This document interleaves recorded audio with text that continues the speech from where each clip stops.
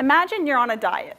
You're limiting your food intake in hopes of fitting into a pair of jeans you had 10 years ago. But as you go on, you realize that you're not losing any weight. In fact, you might have gained some. Well, believe it or not, you and coastal waters are going through the same struggle. We know that too much nitrogen in coastal water is bad because it can lead to the degradation of coastal ecosystems. We've been trying to limit the flow of nitrogen to the coast for many decades now, and we've spent millions of dollars upgrading wastewater treatment plants and implementing conservation measures. But just like the dieters who can't seem to lose any weight, our watersheds are still high in nitrogen, and our coastal waters are still in trouble. The question is why? Well, we have recently found that there can be long time lags between decreasing the inputs of nitrogen to a watershed and seeing proportionate changes in the downstream water quality. These time lags can span 3 to 4 decades, which means that it could potentially take decades for us to see the results of any management changes we're making today.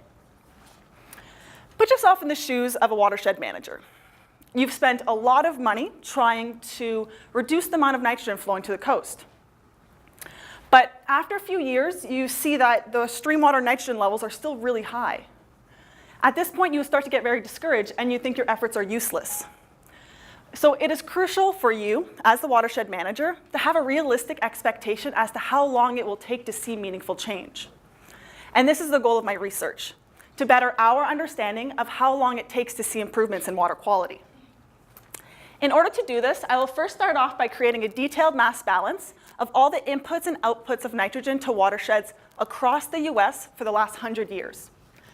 So within this data set, it'll include everything from fertilizer applied onto orange crops to nitrate falling onto the landscape in rainwater. I will then pair this data with stream water quality data from monitoring stations across the US. By comparing these two data sets, I will be able to quantify the length of time lags and how long it takes to see changes in the stream water quality. With this, I could also see what influences these length of time lags. Is it the climate of the watershed, or its land use, or something else altogether? So with this new information, watershed managers can set better and more realistic water quality goals, and we could finally put our watersheds on a nitrogen diet that works. Thank you.